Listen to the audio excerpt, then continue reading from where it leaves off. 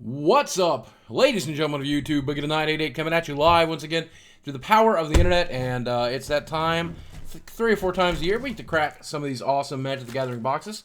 And tonight we're going to crack a couple.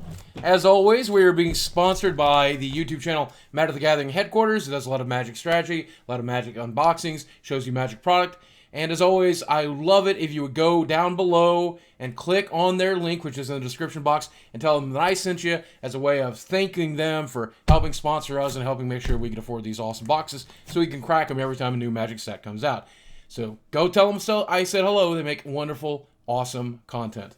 And that said, let's get to cracking. Woo! I'm excited about cracking this set because the fetch lands have been reprinted. And any chance to open fetch lands is good. It's way good. And so I'm super excited to do it. Now I'm going to check chat here a little bit while we do it. Alright, let's get cracking. Khans of Takir is a weird set. And it is a set that does this, not an entire block, which is good for someone like me. It is a wedged colored set. So a large number of the cards in this set are going to be 3 colored.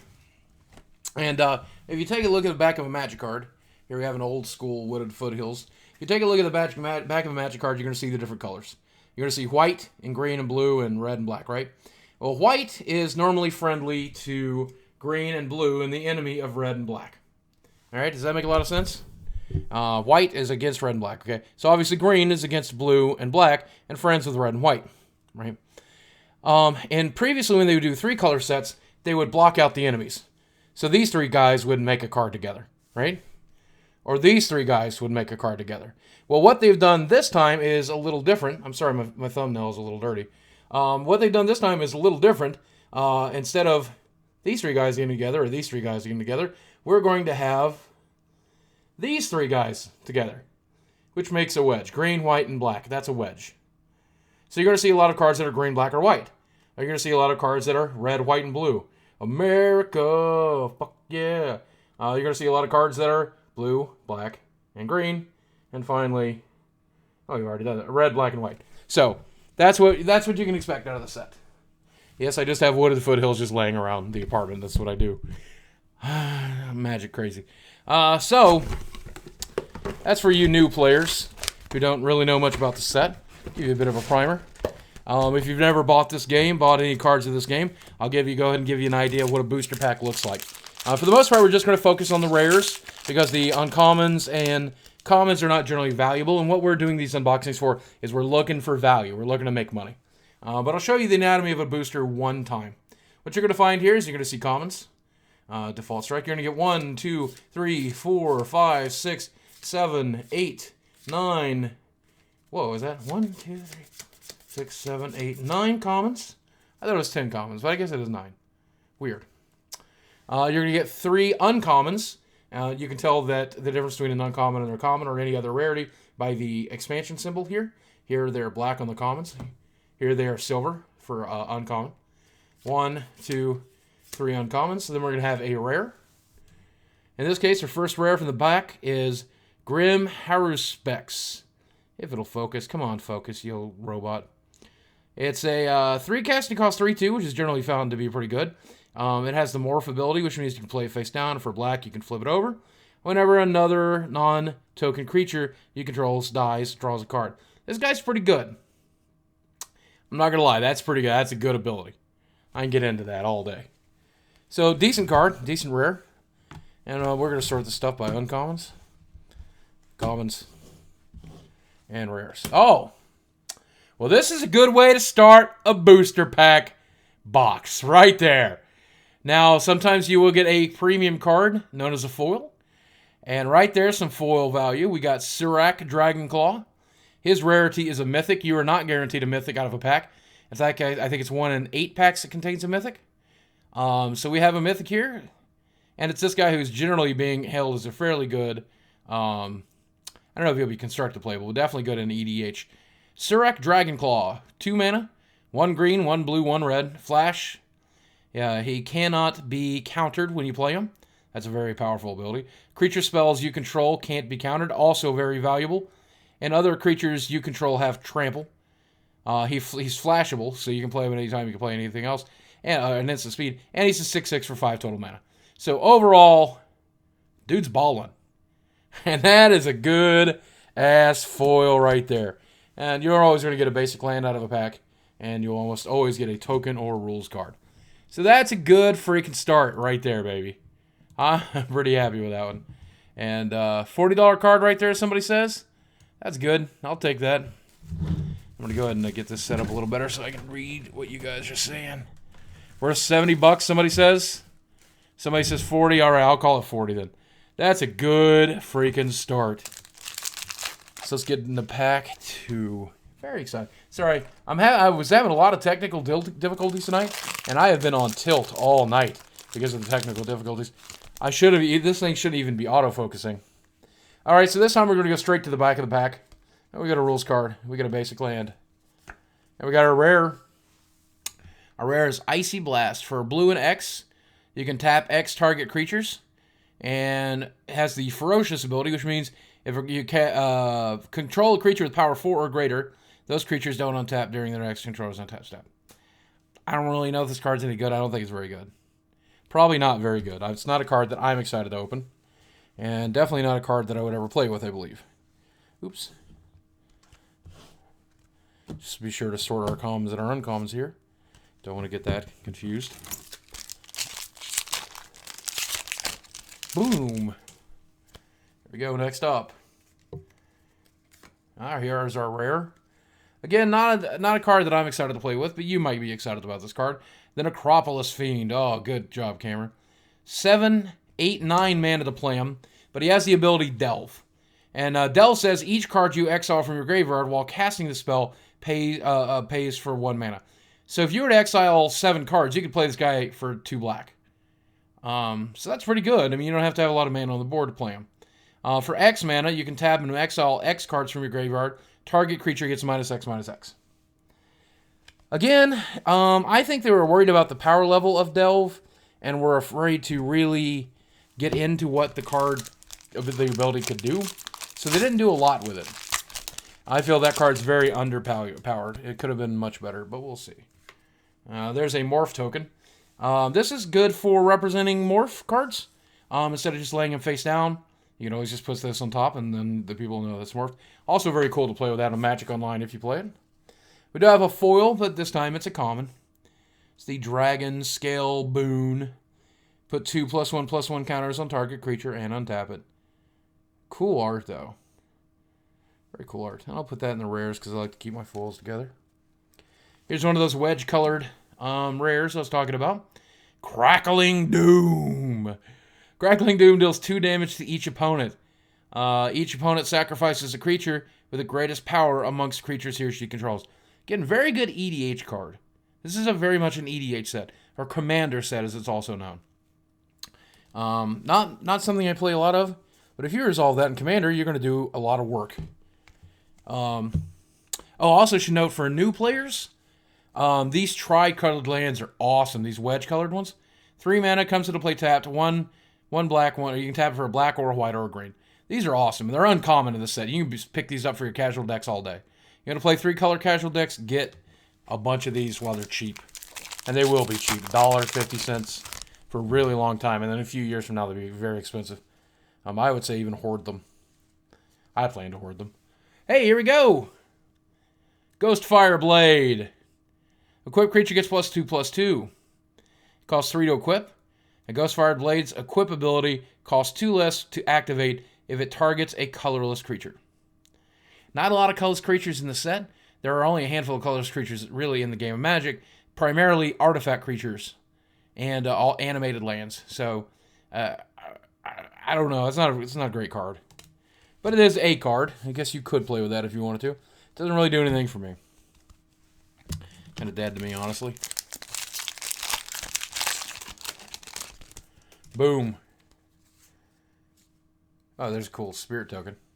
I like that token. That's a very cool token. I like 2-color tokens. Woo! There's some money. Money. Now, one of the reasons this set is so excited for old and new players alike is they have reprinted these fetch lands. And if you're not familiar with the fetch lands, they are lands that come into play that you can sacrifice to pay 1 life. Search your library for an island or a swamp card and put it onto the battlefield, then shuffle your library. Now, why is this cool? Number one, it can fetch the Ravnica duels or the basic dual lands that count as both islands or swamps. You could get, you don't have to get the one that counts as both island and swamp. You could be playing all 5 colors, and when you search for a swamp, you could find one that provides both black and white, or black and green, or black and blue, or black and red, and black and whatever, you see? That's why it's cool. These cards are very, very valuable. They're very important in every format that they're printed in. They were going for $150 or $200 before they got reprinted.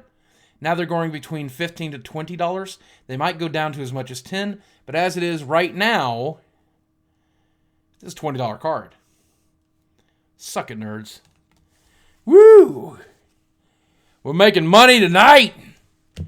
We are making money tonight.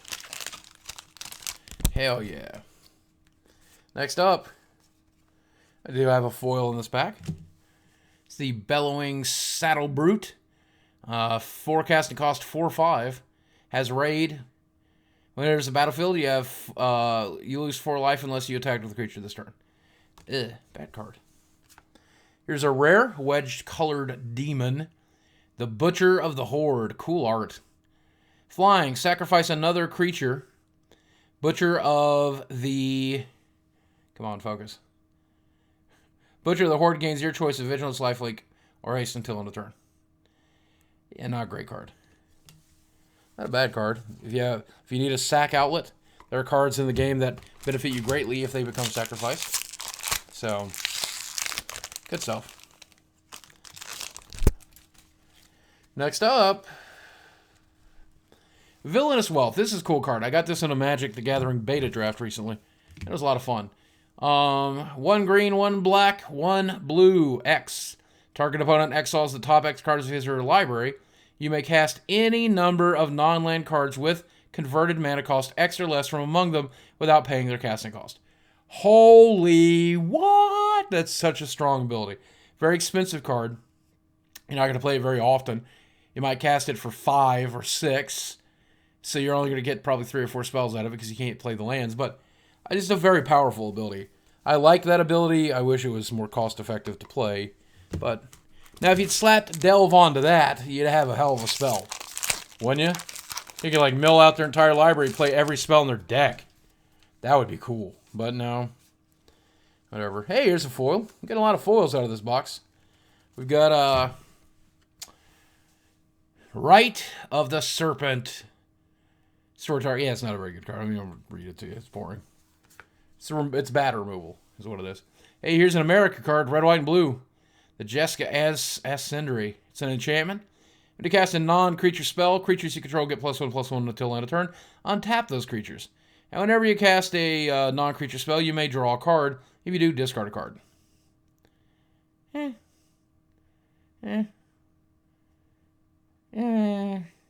Whatever. That's not a very good card. I don't know why you would want to do that. I guess you could combo out with that. Actually, if you play something with buyback and use a bunch of mana elves, I don't know. I don't know what they were thinking with that card. That seems mad at me. Ooh, here's a mythic that I think might be playable. Wingmate Rock, flying 3/4 for 5 mana. That's okay. It's not anything to be excited about. Raid, when this enters the battlefield, if you attack with a creature this turn, put a 3/4 flying bird token creature onto the battlefield.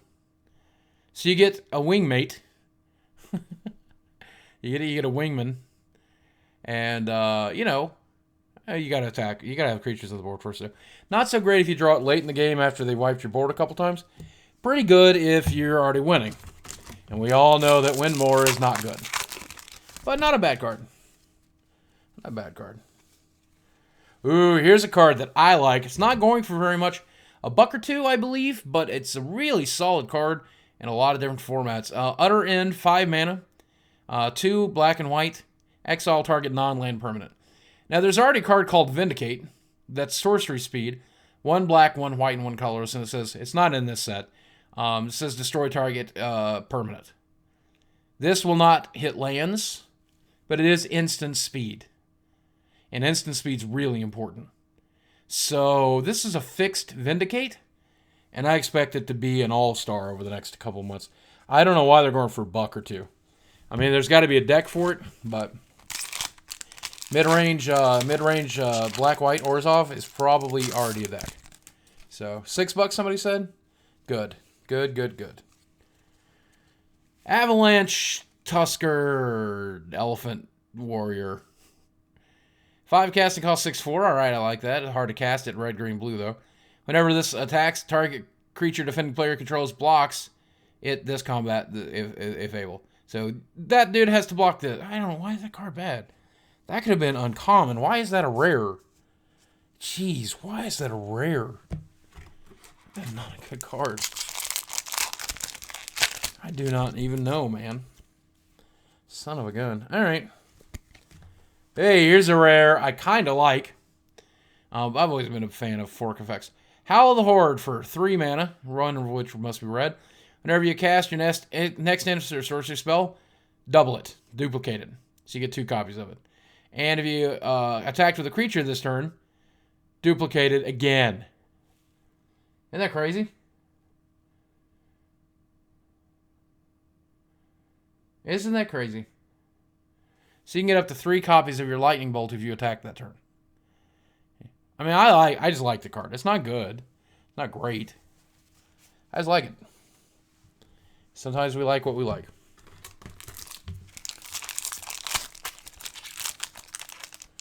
Whew. No foil. Altar of the Brood. Whenever another permanent enters the battlefield under your control, each opponent puts the top card of his or her library into his or her graveyard. Whenever another permanent enters the battlefield. You know, Mill's not ever a competitive strategy, but it's a fun one, and if you value that card, you're welcome to value it. It's not my strategy. So I only care about winning. And I care about having fun and milling my opponent. That's fun to you, though. That's fine. Hey, it's the Trail of Mystery. Oh, it's the Trail of Mystery. Whenever a face-down creature enters the battlefield under your control, you may search your library for a basic land card, reveal it, put it into your hand, then shuffle your library. Whenever a permanent you control is turned face up, if it's a creature, it gets +2/+2 until end of turn. What? Whenever a face-down creature enters the battlefield under your control, you search your library for a basic land card, reveal it, put it in your hand, shuffle your library. What? So if you want to play the Morph deck, there you go. Play the Morph deck. Get your Morph on. Mighty Morphin' Power Rangers. I don't even know why that is a card. Woo. Hey, Dragon Throne of Takir. It's a Game of Thrones, everybody. Equipped creature has Defender and 2 mana. Tap and other creatures you control gain trample and get +X/+X until end of turn, where X is this creature's power. And it costs 3 to equip, so not a good card. I don't know what the hell is the deal there. I don't even know why that is a thing. It should have been free to equip or something. Should have been something cooler. Here we go. American Monks. Narset, Enlightened Master, Mythic Rare. 5 cast that costs 3/2, first strike, hexproof. Whenever this attacks, exile the top card of your library until end of turn. You may cast non-creature cards exiled this way without paying their mana cost. I guess that's a good commander. I guess it's a good commander because that is not a card that I like. So, whatever. Boom. Here we go. Oh, here's a Chase Rare. I don't know if it's very expensive right now, but it's a masterful card, and I'll explain to you why. 4 mana for a 0/0. You're like, what? It's the Clever Impersonator. You may have Clever Impersonator enter the battlefield as a copy of any non-land permanent on the battlefield. Now, that doesn't sound that great. It's just a clone. Why would this be an expensive or even mythic rare? Why would that be a powerful card? Because you can have it enter the battlefield as a copy of any non-land permanent. It can be that powerful artifact your opponent has. It could be that powerful enchantment he has. It could be that planeswalker he has, and planeswalkers no longer kill the opposing side's planeswalkers. That's a big deal. To be able to copy your opponent's planeswalkers is a big deal. This is a good card. And I think it's, I don't know how much it's worth. I'm checking chat to see how much it's worth. Nobody says, but yeah, it's pretty awesome. $20 and should go up, somebody says. That's true. That is true.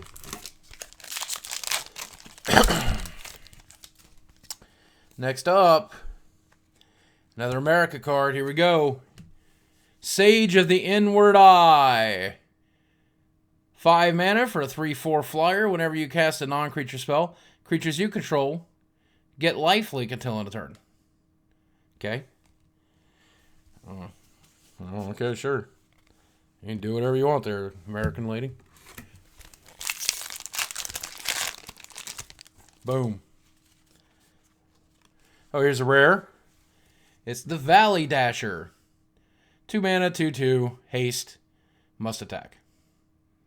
That's it. That's all it does. Nothing too exciting. Wow, why did that open up? My computer's being weird right now. Here's a rare. A rare is Siege Rhino. Yes, there's rhinos. I don't understand. Green, black, white. Probably my favorite. Which guild is this? I'd probably play green, black, white. That seems like that's my 3 favorite colors in Magic. I do like mono red too. Shit. Okay. I like every color but blue. Whenever it's trample for 4/5, a 5/4/5 trample. Whenever Siege Rhino enters the battlefield, each opponent loses 3 life. You gain 3 life. I can see me playing with this card in the right scenario. It's kind of Jundish. I could get in. I got behind Jund once. I could get behind Jund again. So that's Abzan. All right, then I think my favorite guild is Abzan. Abzan. Speaking of Abzan, there's the Abzan Ascendry. Whenever Abzan Ascendry, that's a tongue twister, enters the battlefield, put a +1/+1 counter on each creature you control. And whenever a non-token creature you control dies, put a 1/1 white spirit token into play. That's the kind of card you can see me rocking. I could rock this card for days, son. I get behind a card like that. Oh, look, all my dudes are bigger. Also, when they die, they wreck your face. Oh, wait, you mean forever? All my cards wreck your face forever till the end of time? You're right. You are correct.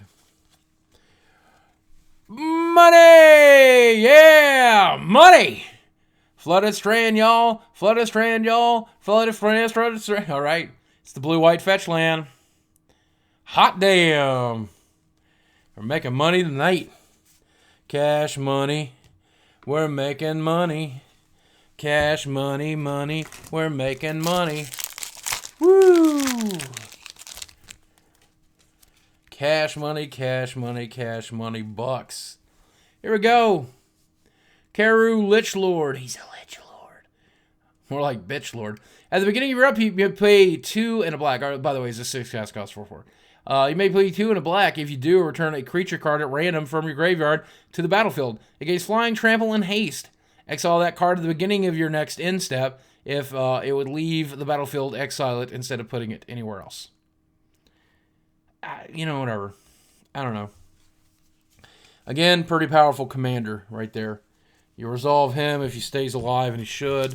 If you have the right protection in the way, you untap, you win. You're like, And make all my giant dudes wrecking your face. here's a card. Deflecting Palm. 1 red and 1 white for an instant. The next time a source of your choice would deal damage to you this turn, prevent that damage. If damage is prevented this way, it deals that much damage to that source's controller. This was just in... I mean, this has already been printed before many times, this effect. I don't see why it has to be red and white. Why can't it be just white like it originally was, eye for an eye? Right? I don't know. What is? It's a card. It's a card. Some cards are good, some cards are bad. Ooh, we got a foil. We got a foil Rotten Minotaur. Mastodon. Oh, it's a zombie elephant. Fucking zombie elephant. Zombie elephant. Hey, it's another Altar of the Brood. Always like getting duplicate snakes, wizards. Fucking wizards, the coast. Getting me duplicates. Somebody recommended that I punish a couple packs. So as we have done in the past, these two will be titty packs. Get up here. I'm gonna even put it. Let's get it under the shirt. Titty packs. Get in my fat folds. I'm gross sometimes, but it's what I do. I punish my packs by sticking them in my fat folds. But if you guys don't know the principle, if you're the first time you ever watch me open anything, when you punish a pack, it gets more value. You get more value. That's 2 fetch lands under my titties right now. Woo! 2 fetch lands in my titties. 2 fetch lands in my boobs. That's how we do. Here we go. Here's a foil. Keru Bloodsucker. It's a vampire. 3 cast that costs 2/2 vampire. And whenever a creature you control with toughness 4 or greater, each opponent loses 2 life, gain whatever. Yeah. It's a card. Ooh, Dig Through Time. 7/8 mana, but delve. 6 of it's delvable. Look at the top 7 cards of your library, put 2 of them into your hand, and the rest on the bottom of your library in any order. I could see that being played in some decks, but only if Elixir was still around, or a better Elixir, or a similar Elixir. Since there's no Elixir, it's just not that great. Here's a card that I kind of dig. Herald of Anafenza. 1 white for a 1/2. That'd been a 2/1 we'd be in fucking Value Town. Outlast ability. First time we've seen Outlast in a rare. 3 mana and tap this at sorcery speed. Put a +1/+1 counter on it. Okay, that's not very good, but when you activate this, put a 1/1 white warrior creature token onto the battlefield. Warriors, come out to play! That's right. Warriors for days, son. So decent in a white weedy deck. Decent in a white weedy deck. Not great, but not bad. Woo! Money! That's probably the least valuable one, but still money! Money! Money, money, money, money! Money! Another fetch land, baby. We're making bucks, cash, bucks. Up this motherfucker. Cash money for days. Boom. Once again, we have another Crackle and Doom. Crickle, crackle. Crickle, crackle. That's an okay card. I just like to say Crackling Doom. Oh. Not a great card. Not a bad card. Not a great card. Oh! Shit, I got so excited. Oh, no! Let's see if you guys are half excited as I am. Ready? Boom! Oh, no, look at that! Nope. No, you failed. It's the common land worth nothing. It's worth nothing. I should eat it. I'm not going to eat it. Hey, here's a little cool guy. It's the Jeering Instigator. It's a Goblin Rogue, 2 mana for 2/1. Has the Morph ability. And if it's turned face up, if it's your turn, gain control of target dude. This is good. I expect this to get run in some sort of deck. But no. It's probably not great. I'm still so mad about that not foil fetch land. Son of a bitch. Oh, man. Hey, here's a weird morph card. 6 cast and cost 5/6. All right, that's always just good. That's good power and toughness for a casual player. Has the ability to morph for 7 mana, and when it's turned face up, all other tapped creatures return all other tapped creatures. I don't understand. Good for returning your stuff to your hand if you want to. It's good for returning the stuff your opponent just attacked you with, but it's especially good in the old commander for returning all kinds of business back to their hands.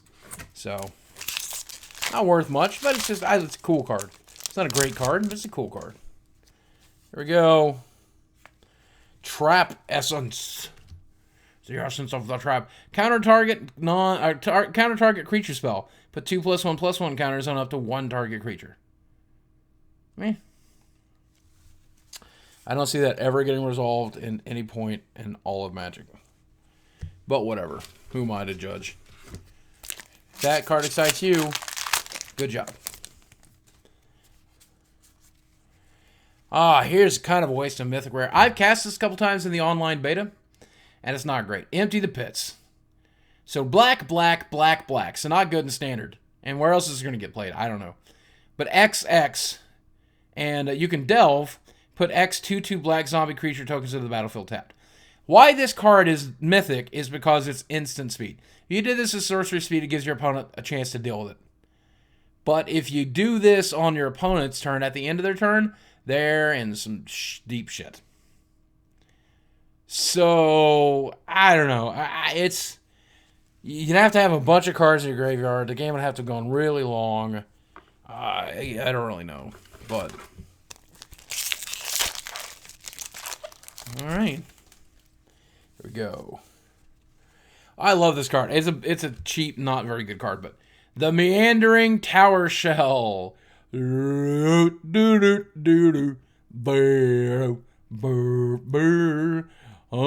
a turtle. I'm attacking next turn.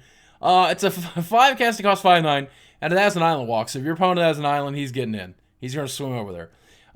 Whenever this attacks, exile it. Then return it to the battlefield under your control tapped and attacking at the beginning of the declare attacker step on your next turn. Okay, that's not a great card, okay? But the cool tricks that you can do with this is awesome. Okay, because you can do stuff like play him and then do something like Planar Collapse or Cataclysm or even just a simple Wrath of God effect. Then he's going to come back up out of the water and be like, hi, I'm going to bite your balls off. It just takes him a while to get there, man. I'm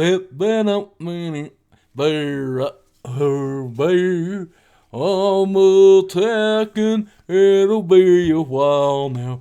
Alright, well that's it for the box. Oh, except we do have 2 heavily punished packs to get out of my big fat titty folds. Yep, this is the only unboxing on all of YouTube that will include titty packs. Titty packs. Oh, they're warm. They're crazy warm. Here we go. Here we go. Not a fetch. Not a fetch. Ivory Tusk Fortress. Untap each creature you control with a +1/+1 counter on it during each other player's untap step. 5 cast cost 5/7. Boo. Bad card. Bad card is bad. Again, there's probably some stuff where, it's good at blocking, and you could, if you have mana elves and things that tap to do stuff.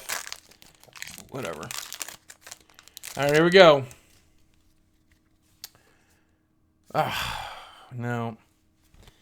We have the Sage Mauler. Trample, hexproof, 6 casting cost 6/6, and it has the morph ability. Hexproof is powerful. I mean, this is a powerful card. You're going to kill the shit out of people with this card at some point. Trample and hexproof. Good luck dealing with that, but it's not great. It's casting. I mean, it's almost a Titan. 6 casting cost 6/6. It might be playable. I don't know. I know I'm never going to play it because it's blue.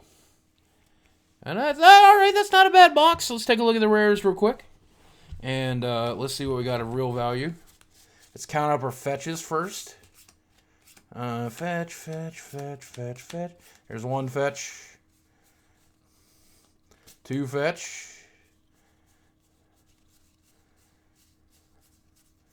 I love fetch lands. 3 fetches. Alright, those 3 fetches. Only 37 more to go, kids. We only need 37 more cards to have... No, less than that. You only need 17. Is that right? No. It's 14 times 5. Yeah, 20. We need 17 more fetch lands, and we're there.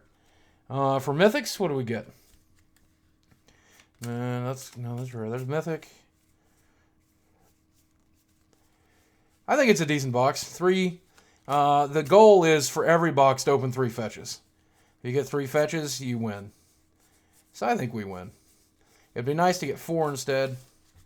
For Mythics, we have our foil Seraph Dragonclaw, a foil, a regular Wingmate, a regular Narset, and of course the Clever Imposter. So I would think probably overall this box added up to about 150 to 200. I don't know if anybody's keeping track, but that's a good value because I was able to get it for exactly $90 from my local gaming store. because I made a very large purchase and got a very nice discount. So they're pretty good to me at my local gaming store. And I hope your local gaming store is good to you. All right, well, that's it for this box. We have another box coming up, and we'll unbox it in a second video if you're watching this on YouTube. And we'll unbox it here after a short break. Do me a favor, though. Again, we have a sponsor this time and almost every time so far for the last year. It's MTG Headquarters, youtube.com/MTG Headquarters. There's a link down below that keeps track of now how many people I sent them. My mod should be posting it in the chat right now. Hit that link. Go subscribe. He makes great Magic the Gathering content. Click that link. Tell them I love them. Tell them that I appreciate them sponsoring us. And let them know I sent you. And we'll take a quick break here. I'll run a commercial block. We'll be back in about 5 minutes. And we'll unbox another box. BRB.